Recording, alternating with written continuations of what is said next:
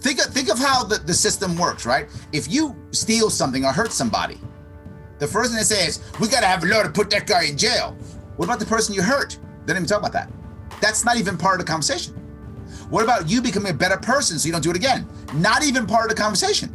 The conversation is, what can we do to punish you? And then when we punish you, we pat ourselves in the back. Justice is served. This is Jordan Gall, a senior communications associate living in Minneapolis, Minnesota, and you're listening to the Vance Grow Podcast. Welcome back to the podcast. I'm glad you're here. Today is an interview with a character. This guy from the very word go is going to blow your mind with the way he thinks about liberty. We talk all about economics and how the dollar is being inflated and why is it that people have so much faith and trust in the US dollar. And we talk about ways that people can actually reinvent community in their own areas around them.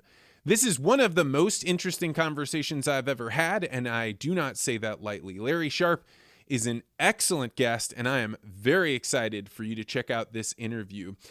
Before we go to that interview, I just want to let you know about the VR workshops that we've been putting on. You've heard me talk about it a whole bunch. We did a book club inside of VR the other day, and we've been hosting workshops to teach people how these things work. So if you have a small business and you're starting to wonder, is this an area that it's going to impact my business? Am I going to be able to do speaking here? Will I be able to interact with other people? Then head to articulate.ventures/VR and sign up for us to create a workshop for you. It's a fantastic experience, and I think you'll like it quite a bit. Also, this month in the Articulate Ventures Network, we are reading the book Alas, Babylon, which many people read in high school, but it's no longer a part of the high school curriculum from what I'm told. So we're reading this book, and it is a barn burner. It's a conversation about what would happen if nuclear war happened. How would society reform itself? So it's a little apocalyptic, but it's from the 1960s, and it's a really engaging read. When we get done with this book on the last day of the month, on the last Sunday, we are going to hold the book club in VR. And if you'd like to dip your toe in, you're more than welcome to. We do it in a place where if you don't have VR, you can get there on your computer. But if you do, this is a chance for you to actually see and feel what it's like to be in a virtual environment and why I think this is the future and something people that are trying to get one step ahead should be experimenting with. I am going to head to the interview now with Larry Sharpe. Thank you so much for joining me. I'm so glad you're here. Larry Sharpe, welcome to the podcast. I am here. Thank you. Larry, I heard you on a podcast, and it's very rare that I hear somebody on a different podcast and think I should have them on, because I think, well, yeah, you've already done a good job. You've explained something, but you were so fast moving and did such a good job describing things that I know because I've studied them deeply, but I think you have a particular ability to articulate them well. So I wanted to start off with kind of a tough question for you, the libertarian economist, which is, why are people not running and screaming for the hills right now because they're so terrified that their money is going to be inflated to absolute hell? Well, just to be clear, I'm not an economist. I'm a libertarian activist and candidate. Okay. So just so your audience doesn't think that I'm somebody I'm not, right? I'm actually a consultant, a trainer, a teacher by day. I'm now a podcaster by night. And I still run for office, help candidates. I'm a big fan of the liberty movement. So why are people not running away? There's a lot of reasons why, but the number one reason is fear. When people are afraid, they don't think, right? That's the number one issue. They're afraid. A person is afraid that I can't pay my bills. Why do I care what my dollar is going to be worth tomorrow when I can't buy the bread that I want today? It's irrelevant. I'll deal with that problem later. That's number one. Second, you have to realize something. This is institutional. There is so much data out there, so much information out there. What's actually happened is people have become so inundated with data that they can't function. If you look at the people who are the most successful, they aren't people who have the most data. They're those who curate the best, right? I want to curate my data the best. So what do? I don't know what's right or wrong because there's so much stuff going out there. So I'm going to listen to Vance because Vance is smart and Vance is going to tell me what I need to care about. And when he tells me that, okay, good, I need to care about that. Well, I would ask you, is there any mainstream media outlet that's going, inflation is going to get us? No. So why would the average American, Australian, Brit, why would they care? No one's screaming that. They're not doing it. If more were, people would care more. The funny thing about, this type of situation in America specifically, we are so ignorant to the Fed. We have no idea what the Fed does. This is a true story. I'm a teacher, as I say, and I do some work for city agencies. And I'm doing work for one city agency. I'm doing a leadership class. And I never talk politics unless it's during a break. Some people knew that I run for office before. I ran for governor of New York in the past. People know that. Some people do, some people don't. But during a break, a couple of people are talking and they say, I'm so glad we have the Fed. If it wasn't for the Fed, we would have been destroyed in 2008, 2009. They saved us, right? That's what the person said. And they looked at me and went, right? You're a political guy. You'll jump on this one, right?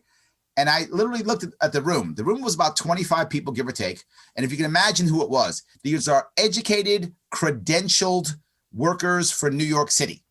Educated and credentialed. The youngest is maybe 30. The oldest is maybe 60. So that's kind of where it is. Mostly men, but also women, probably 60-40. That's who I'm talking to right now. And I said, do you guys know that the Fed is basically just a bank? It's basically a banking cartel. And they went, no. Everyone said no. I said, just Google it. It's not part of the government. It's literally a banking cartel. Just Google it. You get your phones. They put their phones, and all of a sudden you hear, yeah. None of them knew that. Not one. Then I said, the Fed just magically makes money. It just decides to make money and just puts it into the economy when it feels it should do so. Did you know that? No, that's not true. Yeah, Google it. They couldn't believe it. Now, why do I tell you that story? Because that's the average American. Again, credentialed and educated. You would think, it's only the backwoods people who don't know. That's not true. Some of the most backwoods rural people know more than the people in the city. Oh, I absolutely know people in the banking industry that don't realize that the Federal Reserve is not a government agency. Yes. And there's a weird thing that goes on. If you type into Google right now, is the Fed a government agency, it will say something like, it's both. It's both public and private. That's like saying this glass of cold water has both warm water in it and cold water. You can't be both. Exactly. Yes. So that's a big problem we have. I've had people say, what do you think, about a central bank, a U.S. central bank? And they say, we don't need a central bank. We don't have one. We have the Fed. Like, they don't even understand that it's a central bank. They don't even get it. So we are far away from understanding any of this.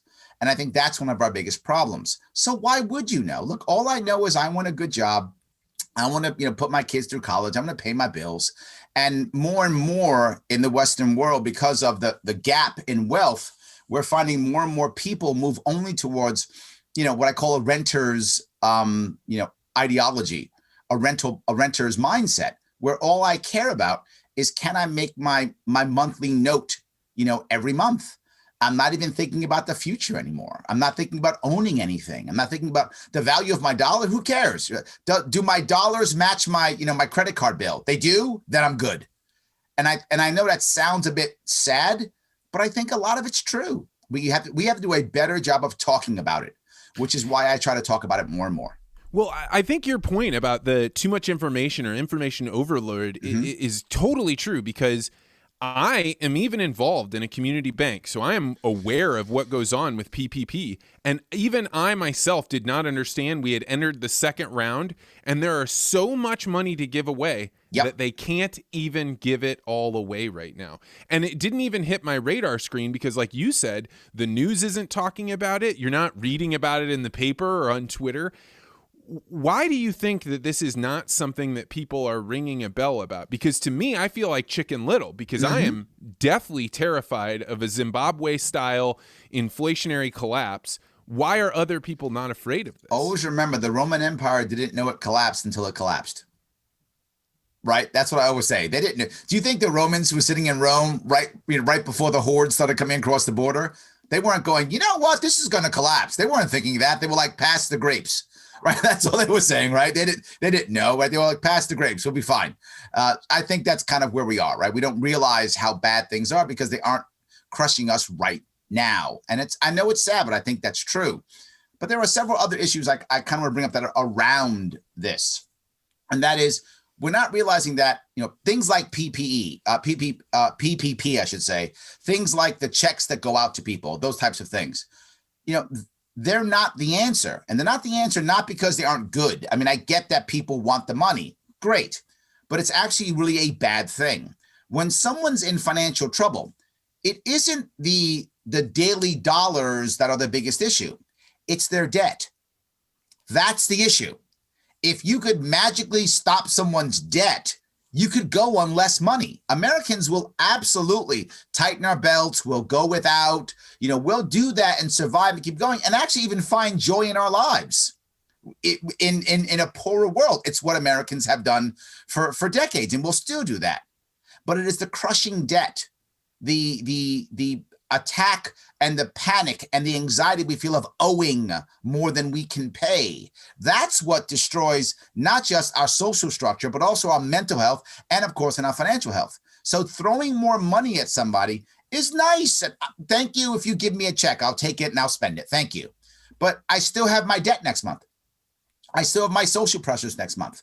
I still have my mental pressures next month. You're seeing the damage that's coming from our financial lockdowns, from our physical lockdowns in America because of this aspect. Throwing money at a problem has never worked, never will work. However, it is a short-term solution.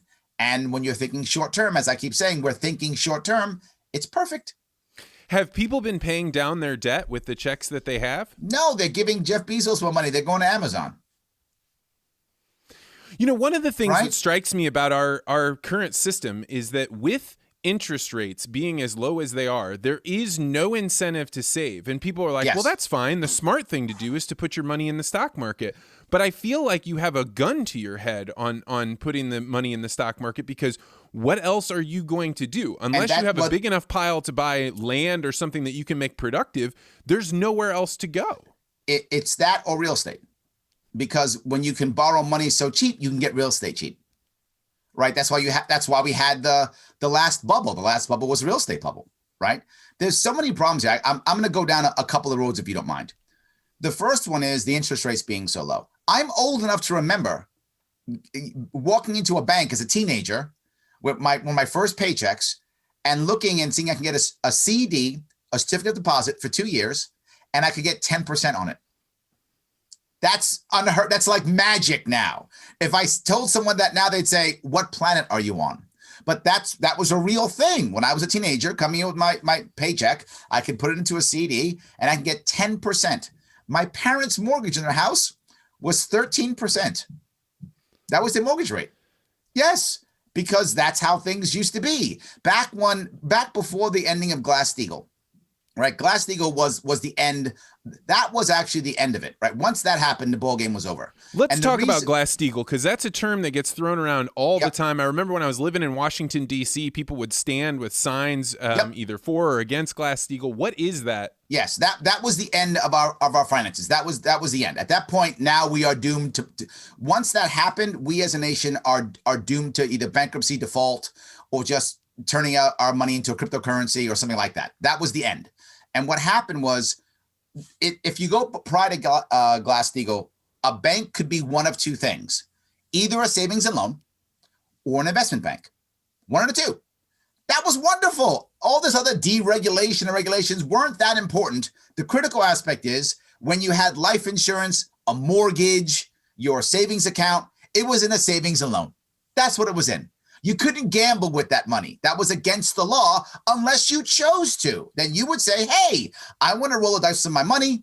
Let me go to an investment bank, throw it in the market. Let's do it, right? You could do it if you wanted to. No worries. Your option, your choice. I'm a good libertarian. I'm happy about you doing what you want with your money when you see fit. But right after Glass-Steagall went away, it was okay to put your mortgages in the market. It was okay to put your life insurance in the market. In fact, why would a retail banker care about your money in your bank account when he makes way more money if he throws it into the market and starts making transaction trading fees? Of course he does. You look at retail banking prior to that. Again, when I was a kid, they would give you a gift to open up an account. Like I got an electric can opener. I think I remember that. I got an electric can opener I gave to my mom. I was like 16. And I gave an electric can opener to my mom because I got it at the bank. The bank gave me an electric can opener for opening up an account. Now try to open up an account in a bank now. If they can't sell you life insurance, open up 3 more accounts. If they can't get those transaction fees, they're mad at you. You don't get any service now, retail banking, unless you have at least $2 million in assets, at least. 10 million is even more. That now they might pick up the phone. Maybe, probably not, but they might pick up the phone at 10 million, right? That's how that begins to work. Retail banking was destroyed at that point. But more importantly, America didn't know it. America had no idea. Look, I'm a bit radical in this, but I believe it. The stock market's a casino. That's what it is. It should not be regulated by the SEC. The SEC is the Praetorian Guard of the bankers. It supports them and no one else. The SEC is an embarrassment. It's a joke. It should be shut down tomorrow. It's horrible. It should be run by a gaming commission. I'm not joking when I say that. Gaming commissions are fairer and better, and at least you'd have to put the odds of what you're doing to the person who's putting their money in. Yeah, I used to get in this argument with my brother quite often, and I was working for a large corporation, Monsanto, right? And so this is the largest seed herbicide company in the world. Yep. And I would go talk with the investor relations people. They're good people. They're smart people. They're hardworking.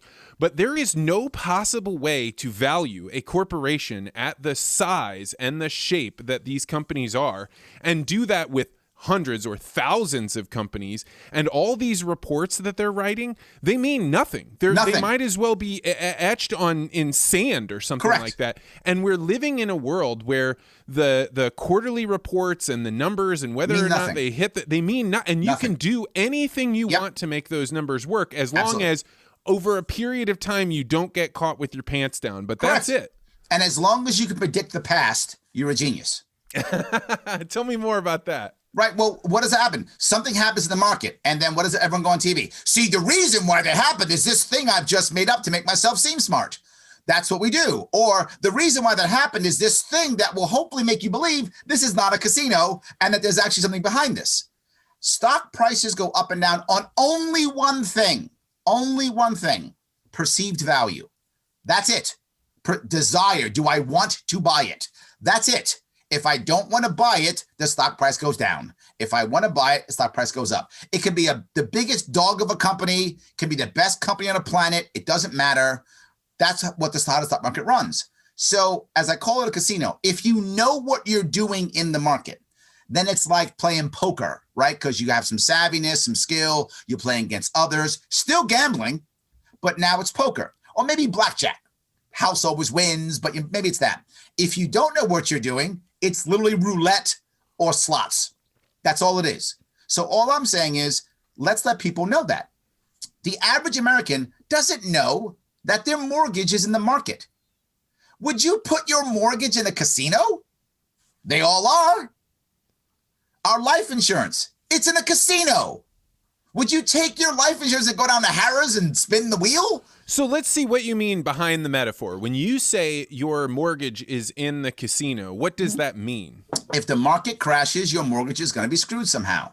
Somehow your dollar is going to become less valuable. Somehow your house is going to become less valuable. Somehow you're going to have to pay extra or less on your mortgage. Something's going to happen to affect you and those around you based upon the market.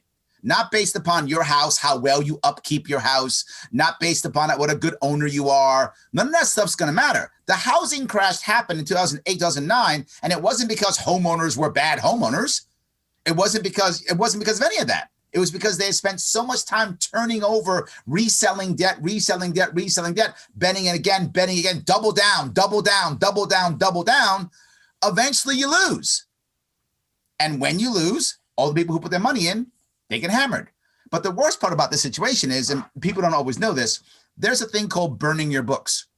And what that means is that the heavy hitter financial advisors, for the sake of argument here, I'm just using numbers for the sake of argument, they have 100 people who they have assets with, right? The top 10 are their heavy hitters. Those are, people who have $10 million and more on their assets. All the rest are what they consider the chumps, $2 million and less. They don't care about those people. They have them, they need to, whatever. Now, all of a sudden, they see the crash coming because they always see the crash coming. Be clear. They always, 100% see the crash coming. When they see it coming, they then tell their top 10%. They say, hey, time to get liquid. Stuff's getting bad. top 10% begins to get liquid, selling assets, whatever the case may be, freeing up funds so that they can now buy stuff. Now the crash hits. They didn't tell the other 90%, oh, crash is here, sell your stuff, you're in trouble. Well, who's going to buy your stuff? Well, the top 10%. Right? And you had to, Larry, you're making this up. Remember the story just from last year when the COVID crash was going to hit? Our congressmen and senators here in America, what were they doing? Selling off their stock. And Google that. That actually happens all the time. Well, and people don't realize that one of the incentives you have for being a senator is that you do not have to follow insider trading rules. So if you find out something in a hearing and you decide to go trade on it, there's nothing wrong with that. Now, if you're an executive and you find out about your competitor doing something, but it's secret information and you go trade on that, you'll be like Martha Stewart, clapped in handcuffs and sent to jail. Absolutely. So the elites get what they want and the others don't. That's how that works. Now you might say, well, Larry, are you saying that's why there's a massive wealth gap? That is a major reason for the wealth gap. Not the only reason, but it's a major reason. After every crash, you see a massive wealth gap. It's not because Democrats are bad or Republicans are bad. That's not the reason. It's the reason that when the crash hits, the middle class and the working poor have to sell assets to survive. Who buys the assets? It's the wealthy, usually through things like private equity firms, hedge funds. Those are the vehicles they use to purchase all the assets. In real estate, they purchase everything, cars, loans, they purchase everything. They purchase debt. They purchase all these things using these vehicles so that you don't know it's that guy, doing it. They do it through other vehicles and they buy up all the stuff. And now they have it again. And now when the economy comes back, you used to be a guy who owned a diner. Now you're the guy who manages the McDonald's. And that McDonald's is now is owned by a holding company that actually controls 50 McDonald's. That's the hedge fund piece. It's common when somebody is as negative on the market as somebody like you or maybe my inner self, for people to say, well, yeah, Larry's going to be right eventually because, it always crashes and the naysayers are always right eventually. How do you respond to that? Like, are you just waiting to be right? I'm talking about last year. I'm talking about last year. I'm talking about right now. I'm not talking about before.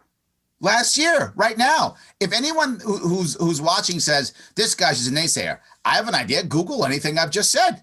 It's true. Google anything I've just said. But I don't just do that. On my YouTube page, the Sharp Way YouTube page, I actually put together, I think it's 10 videos on the COVID-19 response. This is from last March. And I put down the 10 things you have to do to make sure things don't go completely sideways. We did none of them, and things are going sideways. But if you listen, if anyone who cares, you can watch those videos, they're like 10, 15 minutes each. You'll go, wow, that guy's right. This is what he said. This is what he said. This is what he said. I put stuff down in video all the time so that you can think I'm a naysayer or whatever. I'm putting my money where my mouth is. So give me an example. What are some things that you thought should have happened when COVID was happening? Yeah, I said several things, but one thing is I was talking about how do you handle paying for all the damage? And I came up with what I call the 3-half plan. And the 3-half plan was as follows. The first thing you do is you make an announcement that every financial institution in the United States, you may not demand payment for 6 months, period.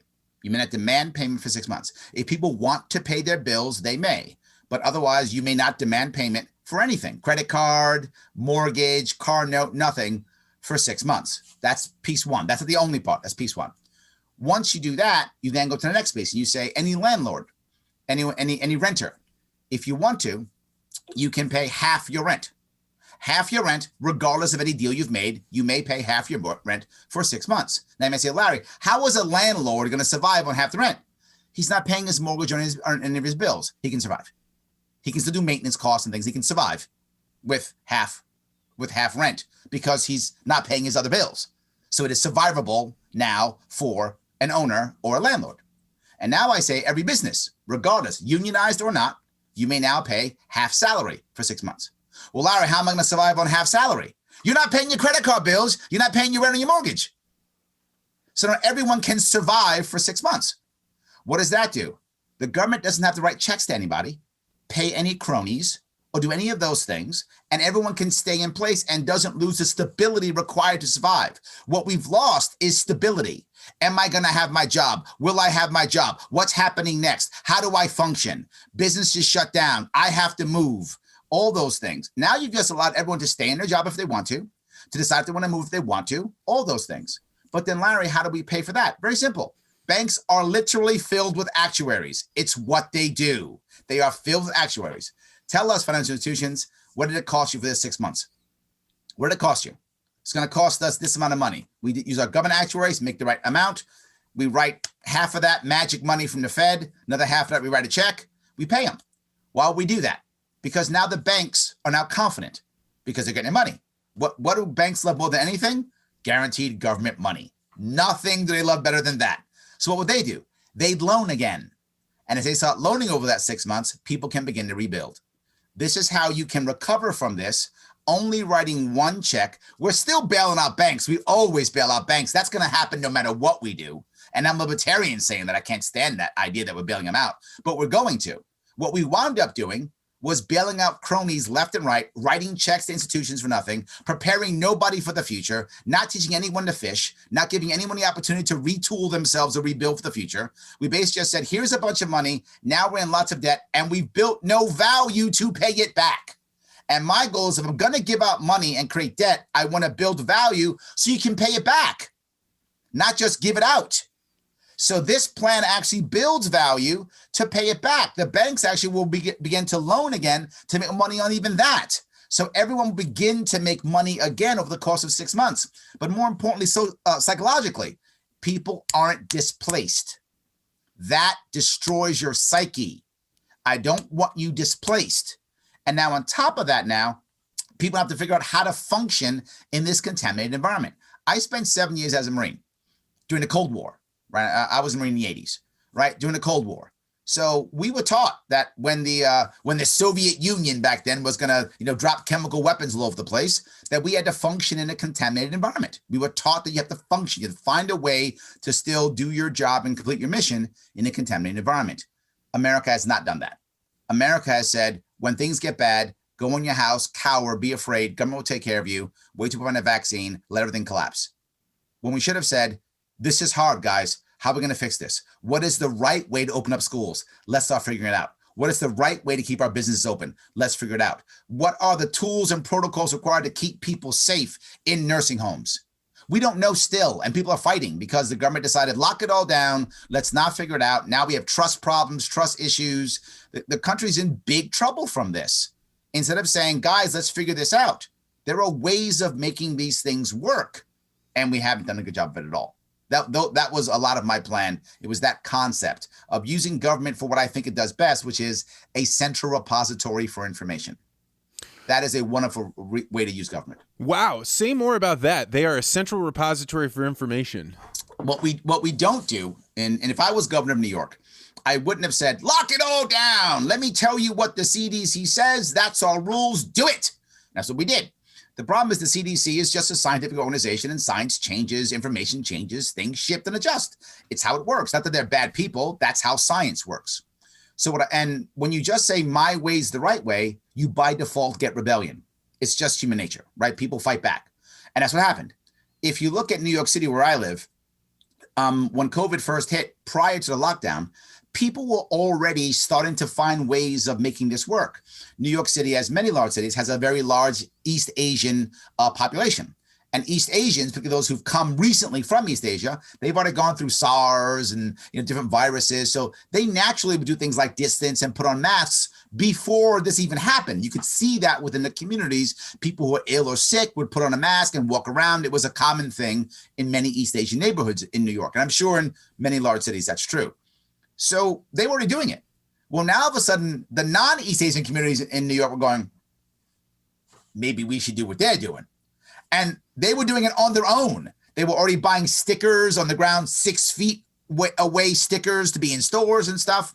Then the mandate came down and the mask came off. Because now you tell them what to do. Now I'm not listening anymore. Now it's a rule. I don't like it. If I was the governor, what I would have done is said, here is a website of what I think is right. Here is what the CDC says.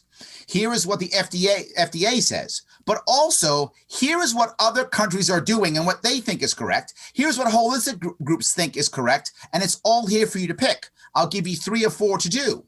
Why? When I only give you one, you assume it's conspiracy.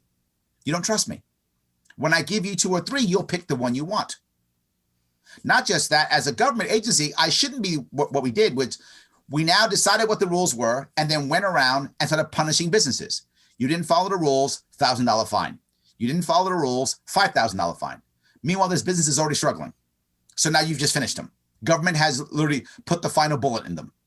And so what we should have done is went around saying, oh, you did these things, you get a government stamp that says you followed government rules and regulations. And now the community gets to decide, I trust the government, I'm going into that store. Or I don't care, I'll go into the other guy's store anyway. And what would have happened in every community? Very simple. Hey, you know who got COVID? The industry people. What were they doing? They went to Johnny's liquor store. Oh, that guy's not following the rules. Boom. He's going to shut down on his own because no one's going to go. Or he's going to change and adjust his rules anyway. That's going to happen anyway. Each community would have found out what works on their own without government rules, without crushing the economy, would have had to do it. People Larry, damn it, where have you been for all of COVID? I mean, I am 100% with you on this. As soon as the mask became a mandate, now all of a sudden I am being forced to do something that, like, the inside of me, all the way down to my most core moral fibers, say you should resist this because this is a bad path. When you start having it where the government can tell you what you have to put a cloth on you, I don't care for safety or whatever, but all the way down into my deepest recesses of like, Vance, what do you have to stand for that's larger than yourself? This would be among them. And 100%. If somebody had just said like, hey, we're going to do that, these are the best practices, I'd have put it on. I'd have shown other people how to put it on. I'd have walked around. But it's, and like, you can't raise a society of people that are going to be strong, entrepreneurial, thinking, kicking, breathing, fighting people. And you're assuming that the government wants that. Yeah, that's probably true. That's your problem. You think the government actually wants that. It doesn't. Remember, the government hasn't advanced as humanity has advanced. We are in a post-industrial world with an industrial government, with an industrial school system, with an industrial education system, with an industrial everything system, with an industrial police system. We have an industrial system for everything when we are not in an industrial world anymore. That's why it's so backward. That's why government can't ever function well. It's living in the wrong world. Larry, I love you. I'm so glad you're on here. So what does the world look like if you try and have a post-industrial police, post-industrial education system? What is that like? And Absolutely. Is there any way to get there without terror collapse that we're headed towards? Yes. And well, let me tell you how. Let me tell that there's 2 separate parts. Let me first tell you what it could look like. And let me tell you how you get there. What it looks like is understanding that in an industrialized world, I care far more about your arms and legs. I care about that far more than your brain, right? I'm much more worried about your arms. And labor is critical. Labor's everything in that world. And what does the average person do? In that environment, the average person goes to school and then gets a job and works usually in a factory or some form of factory, whether that's a paperwork factory, meaning admin work, or an actual factory building something, right? And if you look at our education system, that was perfect. What did they teach you in school? Sit in a room with a bunch of other people looking the same, doing as you're told. Well done. That works perfectly. If my life is going to be in a factory, you're prepping me well. Well done. Thank you. Right? People were happy with that. You taught me how to be, work in a factory, and I went to work in a factory. Life is good. Those days have been over for decades. It's why our college system sucks. It's a joke. It's embarrassingly bad and almost useless. It's why most of our K through 12 is useless. Most of it is because labor, meaning just your body, is nowhere near as important as your imagination, as your intellect, as your desire, as all the things, your ability to take charge of things. Things change so fast that if you do exactly what I tell you to do, all right, you're my junior and I'm the senior, and we're done. Because you're just going to go do what I said. And then I'm going to say, why'd you do it? Well, you said to do it. But you saw that it changed. I know, boss, but you said do it. Well, now we're screwed. Look what you did. I need much more of that. So I need people to be influenced. I need people to want to do it. I need volunteerism, right? And I look at this even from my Marine Corps days. A Marine doesn't get out of his fighting hole and attack an enemy position because he's ordered to do so. He does it because he knows he should. He's volunteered to join. He cares about his brothers and sisters. He cares about the man or woman next to him. And that's why he gets up and he charges that position, not because he's ordered to. He has a gun. He can shoot the guy who gave him the order, literally, right? He could do that. And he doesn't. He gets up and goes and sacrifices his life and or those of others when he doesn't have to. He does it, not because he's ordered to, not out of fear, because he knows he should do it. We need more of Americans to do that, right? That's what we need to do. Think that way. Now, how do we do that? Understanding what government is. And my libertarianism is going to scream at you right now, but it's fine. It's who I am. Government is always two things: a monopoly and a jobs program. Whatever it creates two things: a monopoly and a jobs program. If you accept that as true, and I do, some people don't, but I do. If it creates a system to, clean something, they become the only cleaners and their jobs program. If it creates a system to help someone, it becomes the only thing to help and a jobs program. That's how it works. So if I remove it, as many libertarians would yell, they're all wrong, those who say that. That's not the right way of doing it. You asked, how do I get there? If I remove it, well, people still need services. People still need help.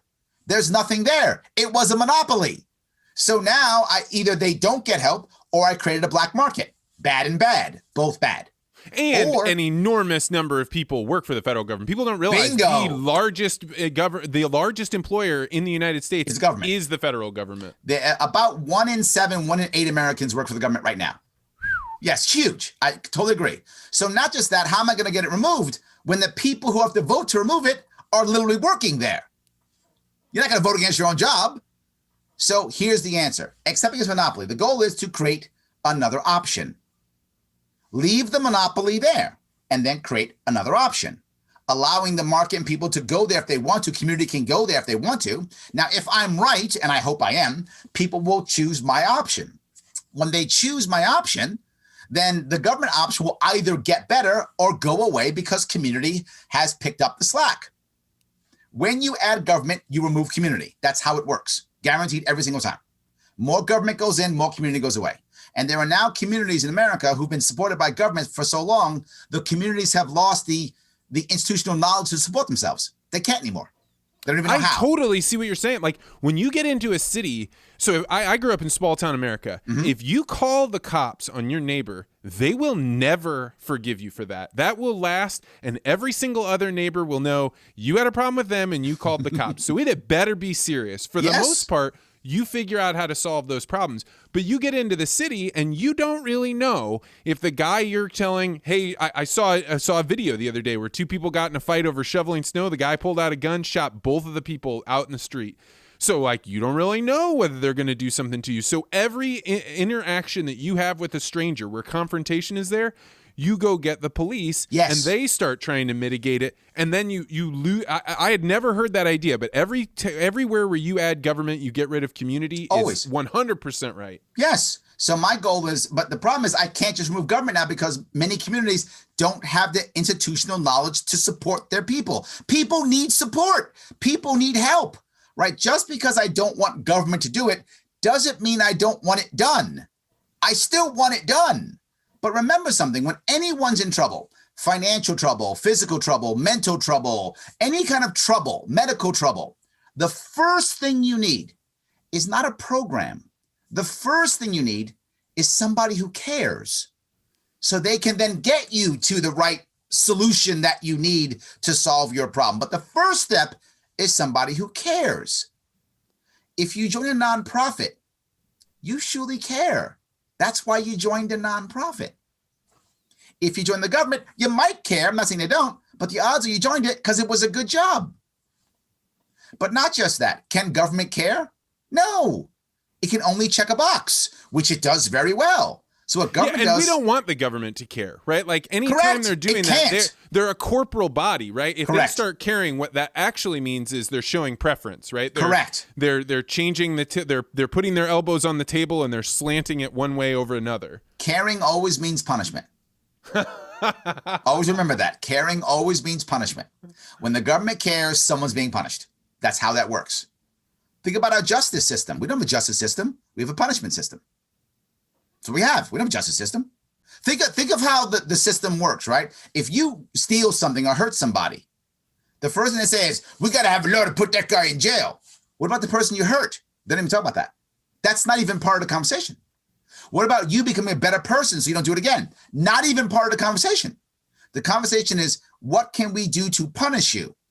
And then when we punish you, we pat ourselves in the back. Justice is served. That's what we say. Literally, that's what we say. What about the person you hurt? Well, she got justice. No, she didn't. She still lost whatever you took from her, whether that was a human property, whatever that was. She still lost it. Yeah, and I think that this is like something that goes all the way back in Western civilization, probably pre-Enlightenment, which is we discovered that if you have a society based just on what you're not allowed to do, the 10 Commandments, right? You're not allowed to do these things. You can set up a system where it's somewhat more stable, right? Because you can have a dictator in that says, you didn't follow those rules, so therefore you get punished. But in order to have a society that flourishes, you have to have a system where when you do good, you are rewarded. And as I think about your integration of if you have government, you don't have community, a community can reward people that behave well, but a government Absolutely. can't. And so Correct. You're exactly right. Once we started doing more and more things where the government intercedes, you're destroying the very foundations of the Enlightenment that allowed us to flourish. Yes, you should be tough on systems, easy on people.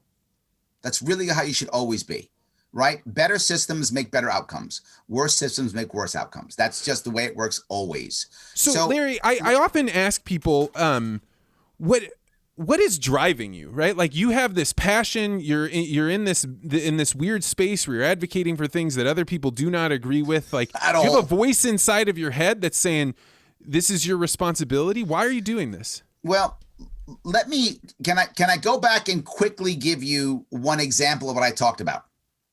Yeah, sure. Of course. One example, so it's not just, this isn't theoretical. I actually have, if you care, anyone cares, can go to LarrySharp.com.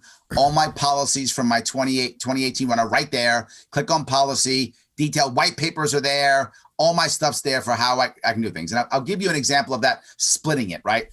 I came up with the idea of child gardens versus child care.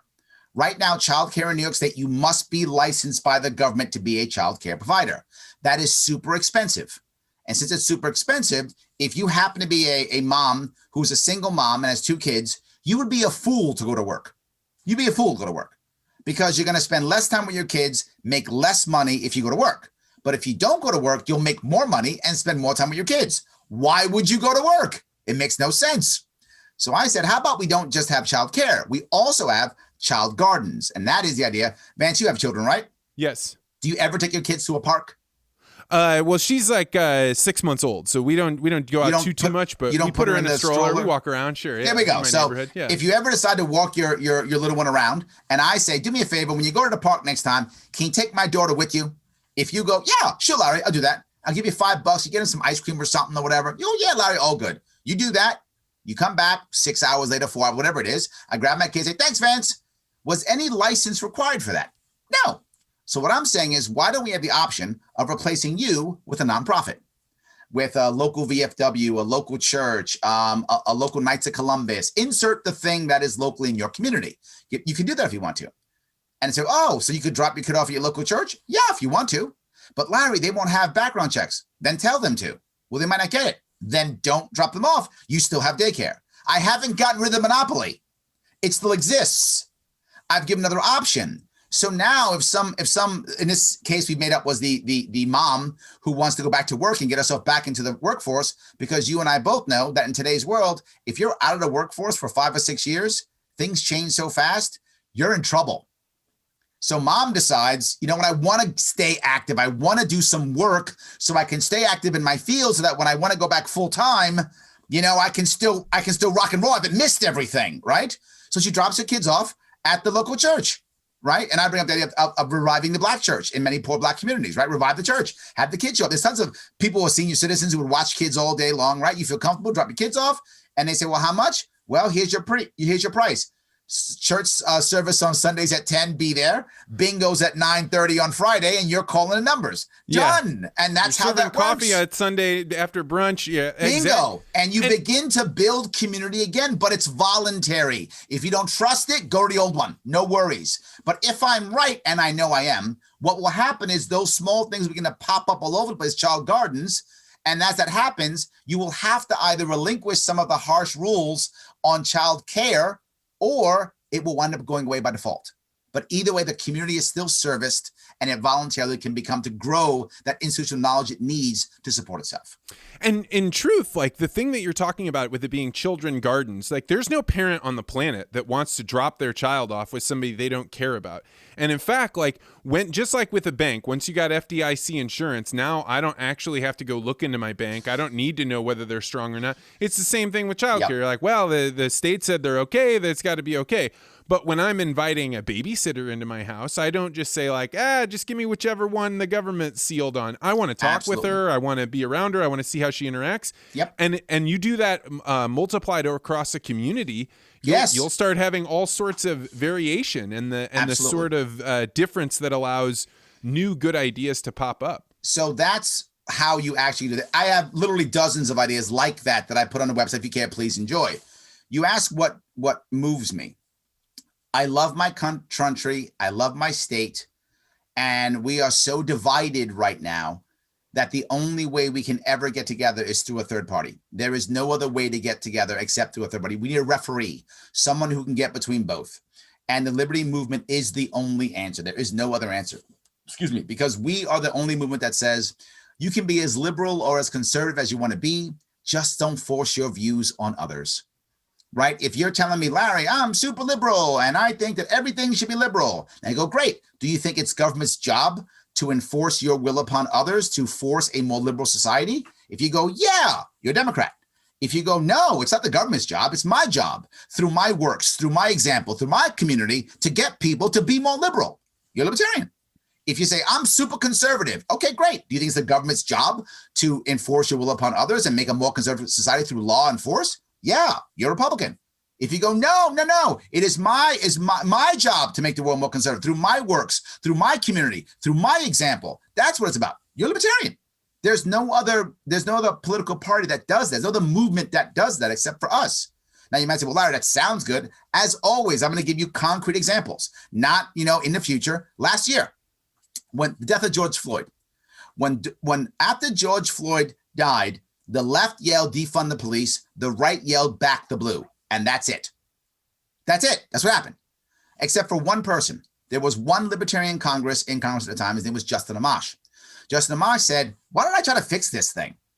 Because libertarians are always like what I'm doing, about fixing things, making things better, not about calling the other guy evil. We're about fixing things. So he said, how about we start with an idea of ending qualified immunity? How about that?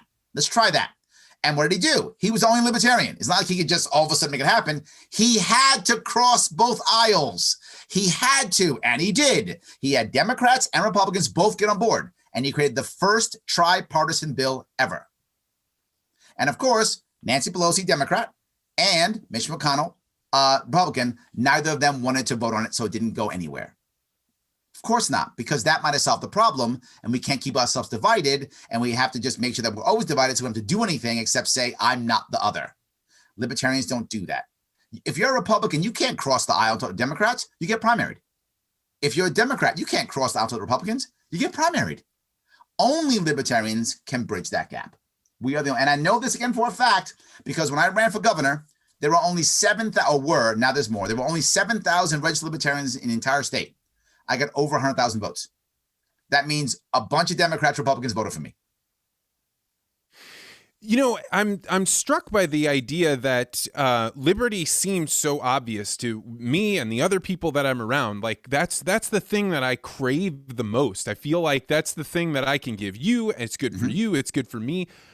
Is it the system and the way that it's set up that prevents that from, because I find it hard to believe that you talked about people being primaried. So what is it about the system that would need to change to allow liberty to flourish? The number one thing, and it's going to sound kind of esoteric, but most people don't know about this. It's access to the ballot, meaning me being able to get on a ballot. So you can have an option of voting for me. People think, well, just run for office. That's not how it works. If you are a Democrat or Republican, you should know something, and you should tell your leadership how bad this is. Your party, I'm 100% sure of, in every single state, every single year, literally sues people to get off the ballot, to take them off the ballot, to take away your choice. You might go, my guys don't do that. Yes, I'm 100% sure. Every single party, I'm sorry, the two big parties, small parties don't.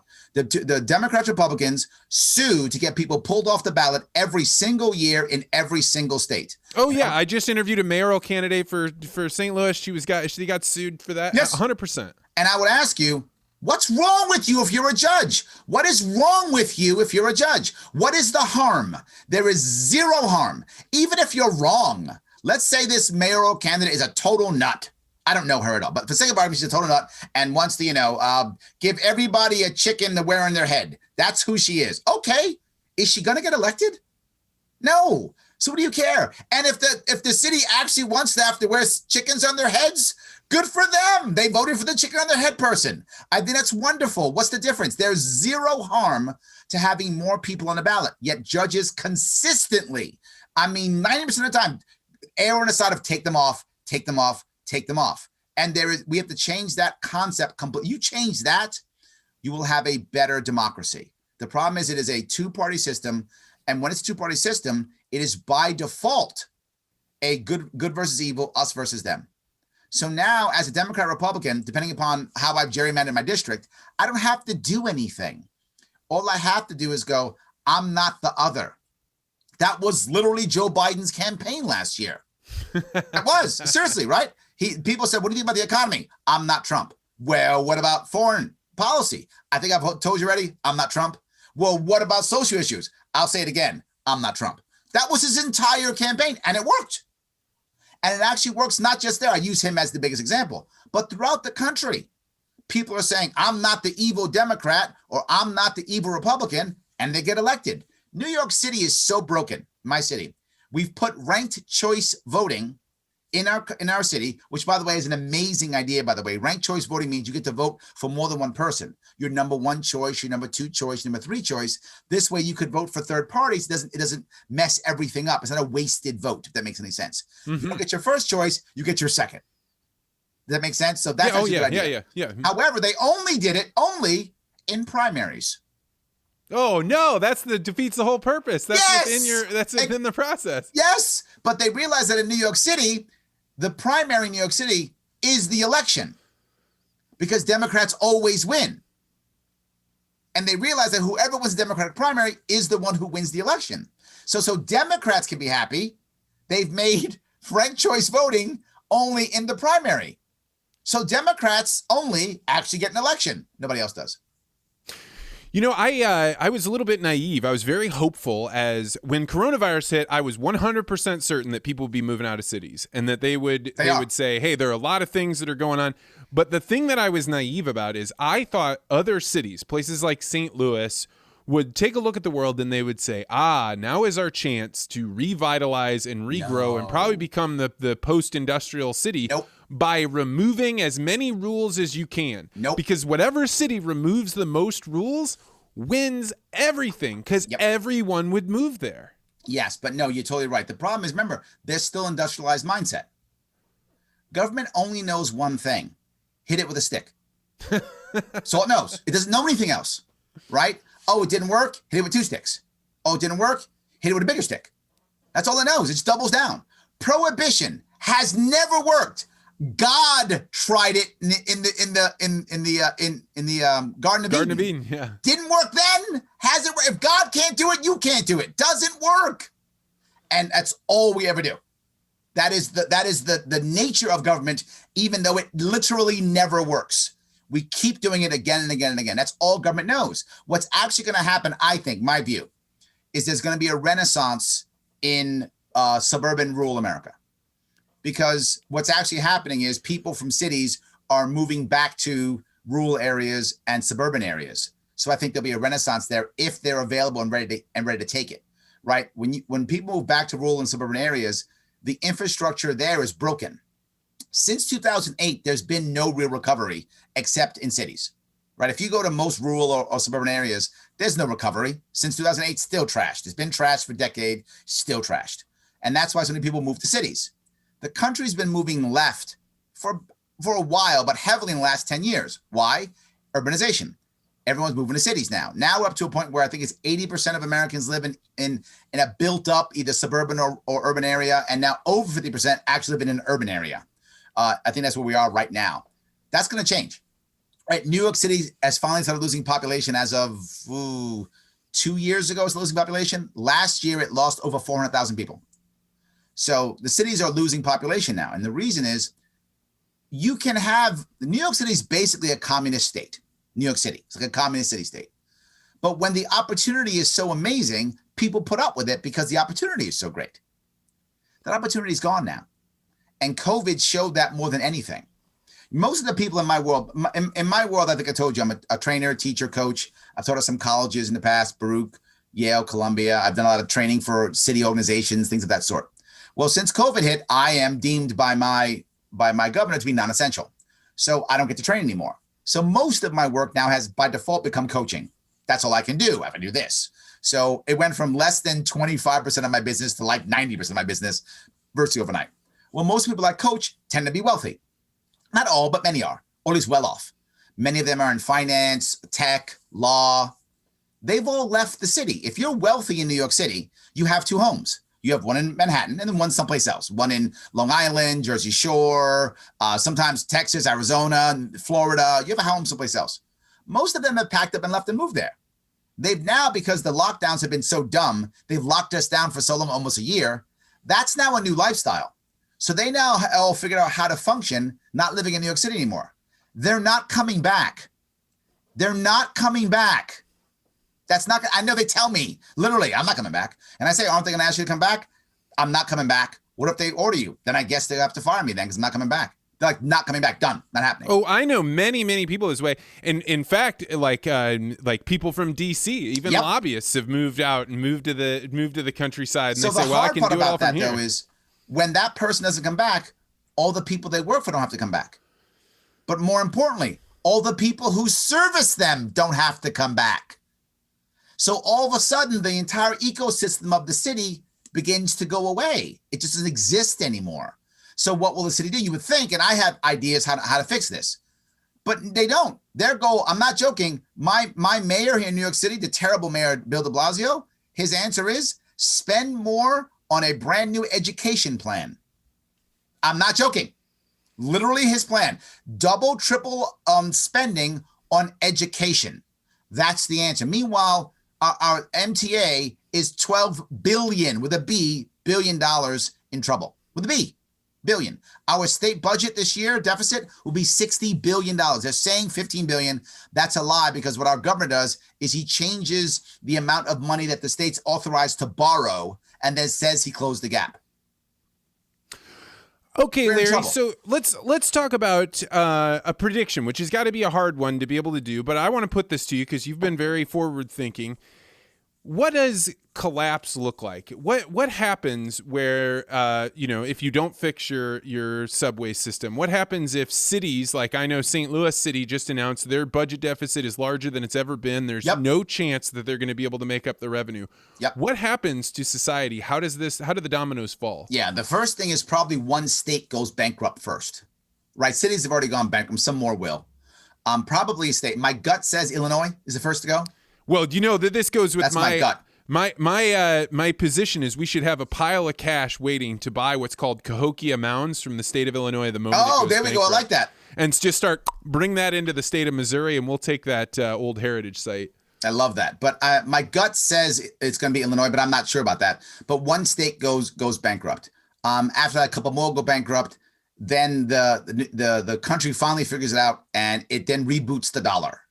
And my assumption is the dollar will be rebooted based upon a cryptocurrency, but it might just be magically rebooted. They might just go, it's just this now.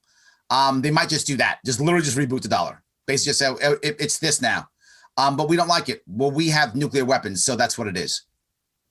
Well, we have Marines who will invade your country if you don't take it as the currency we say. I mean, right now our currency is backed by our military, right? U.S. Marines are the reason why the dollar's worth anything, right? It's not based on anything else. Larry, I have never heard that in my life. Yes. But you're right. We're not backed by gold. We're backed by the Marines. Yes. That's correct. Yes. Every country that decides it may not use our currency as the standard, Marines hit that beach. Navy SEALs come in. Yeah, by the way, Navy SEALs trained by Marines. So Navy SEALs come in. Marines hit the beach. Yeah, so it's backed by that. So you're going to take our dollar and we're going to say it's worth this. Well, no, it isn't. We have nuclear weapons. It's worth that. You're right. I was kidding. Of course it's worth that. It's joking. We're joking. We'll do that, or we'll make a cryptocurrency. One or the other. We'll create whatever, the U.S. coin or something. We'll the country. We're never going to pay back China. That's just not going to happen, right? We're going to be about $30 trillion in debt, give or take, this year, maybe a little bit more. We're never paying that back. That's never getting paid back. The issue is we'll keep running through the Fed. All the Fed does is delay payment. That's all it does. I think, is it 7 years, I think, or whatever it might be? I forgot what the number is, but it just keeps delaying payments. That's all it does. We're running through the Fed. See, it's not fiat currency. It's not just made up. It goes through the Fed. Great. So now it's 7 years later, but it's still made up money. It's just not made up now. Then why is China taking that debt? I mean, they're not a dumb people. That why are they accepting this if they're able to build up infrastructure, which is what they need to do. Right? China is building up infrastructure, which is what it needs to do. China's in trouble in many different ways. I mean, China's really in trouble. I mean, the economy wasn't strong before this hit anyway.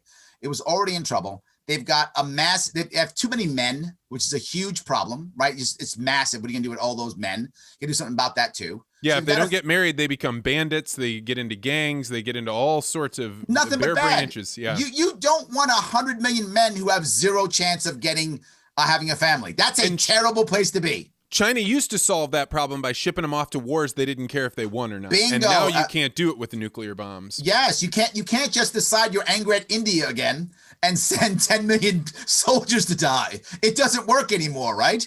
And plus, combat nowadays is useless anyway, right? What do you gain? More territory? More territory, more problems. You don't want that. What you actually want is intellectual property. Intellectual property is the new warfare. Cyber is the new warfare. Landing places is just to punish people, not to gain anything. And you only go to war to punish. You don't go to war to gain anything anymore. Going to war is only hurtful. It's only hurtful. So, Larry, let's back up and go back to the dominoes falling. If a state goes bankrupt, let's imagine Illinois goes bankrupt. Yeah. So what happens? They stop paying their workers. The federal government actually takes over. Okay. Right. The federal government, it goes based in receivership.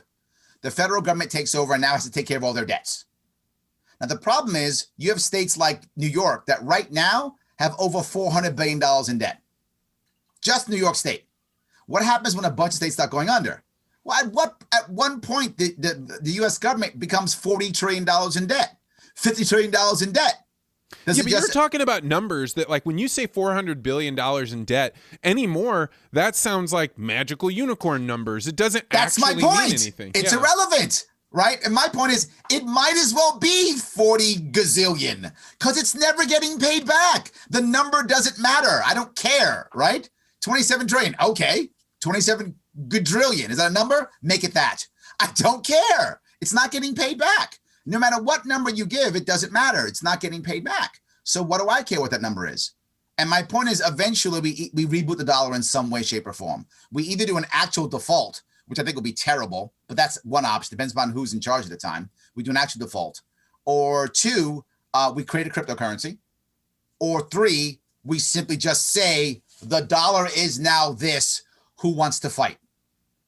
Those are the three options that I think we're going to have eventually. Now, the hardest part is in between that, do we have an actual problem where states decide they want to secede? That is my biggest worry. Everything else will actually be okay. And I know it's going to sound terrible, but if we do a reboot of the dollar, there will be a lot of initial horrible disruption, a lot. The wealthy will make a lot of money. There'll be sporadic violence, but it won't be horrible. The country can survive it as bad as it will be. But what happens when some state who's doing well says, I'm not putting up with this, I'm out? What happens when Alaska goes, Alaska has a secession party already. Imagine if Alaska goes, we got oil, bye, we're not doing this. Are Americans prepared to send Marines into Alaska to say you're staying?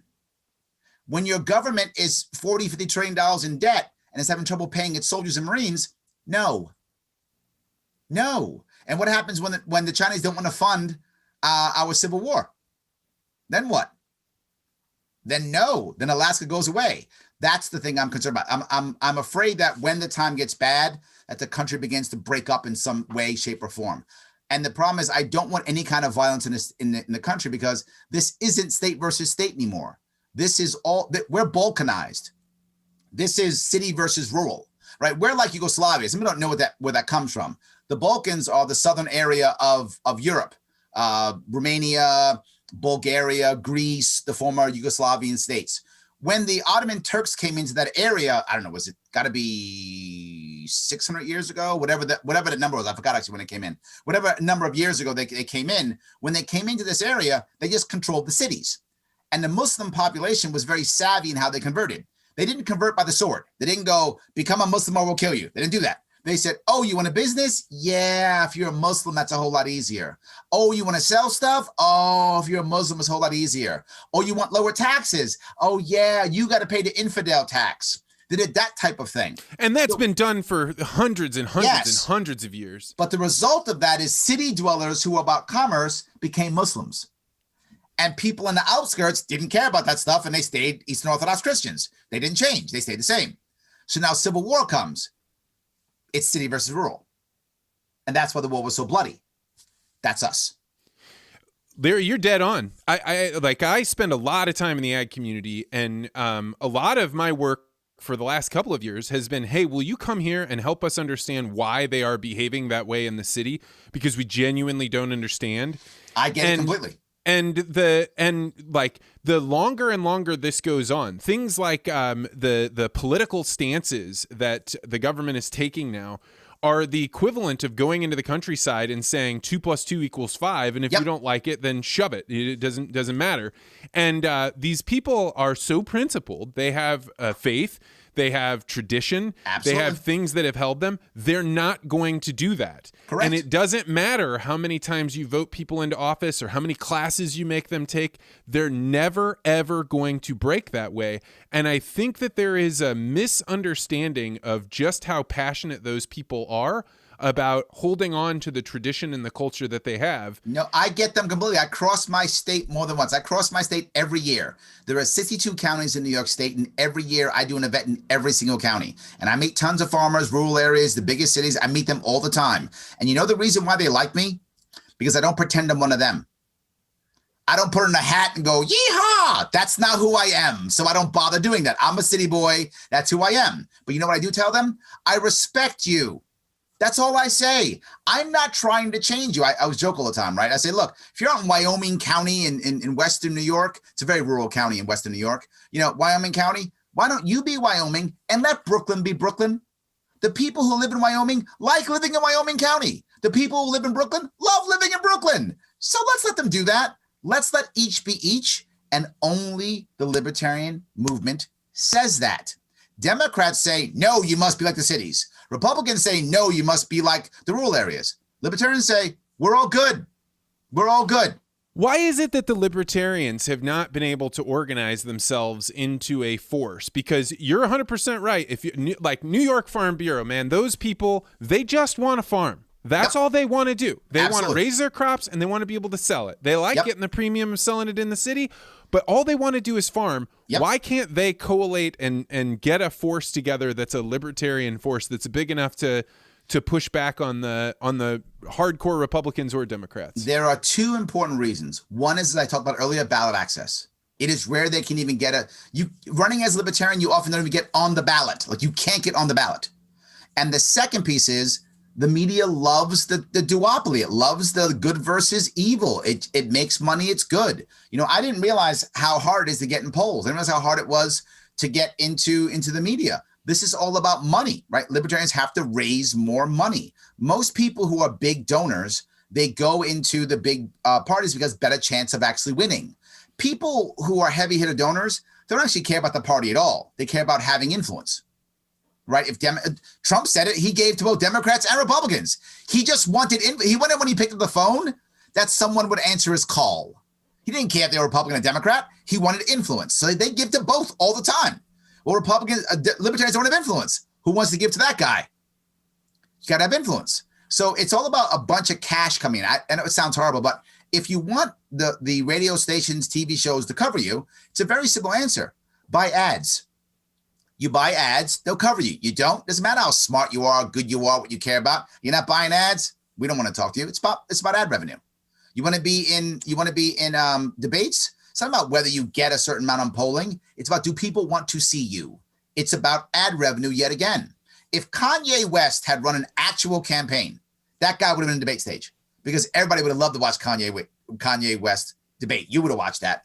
Oh, so 100%, yeah. Absolutely, I'd have watched that. Yes, I'd have watched him go, he doesn't care about black people. I'd have loved to watch him say that. Whoa, we'd have had a watch party, right? It would have been amazing to watch Kanye West yell and scream on stage. It would have been great. It would have been a total farce for the debate. But man, it would have been watching a train wreck. And the TV station would have known that, and they would have done it. So our goal has to be popular enough. One of the reasons why I come on shows like this, because this is the new media, right? This is the new media. Local media has been destroyed. Again, as I mentioned earlier, about the wealth gap. Hedge funds and equity firms have purchased up most of the local media and gutted it. So local media is almost non-existent now. It's basically and it's total garbage, right? Like, correct. You never get any information that helps you make decisions in your day-to-day life. You maybe see about murders, but what news actually matters is, what do I need to know to make it that if I need to go left, that I know in time to go to left? And no local media is doing that, right? And that was gutted based upon financial issues from the first crash. I'm saying the first to crash before this, the dot-com bubble. The dot-com bubble crash is when that began to happen, because that's when information became critical to grab. So now the bankers and the finance types say, oh, information's the answer? Boom, grab all these. They're cheap. They're all losing money. Let's pick them up and gut them and get rid of them.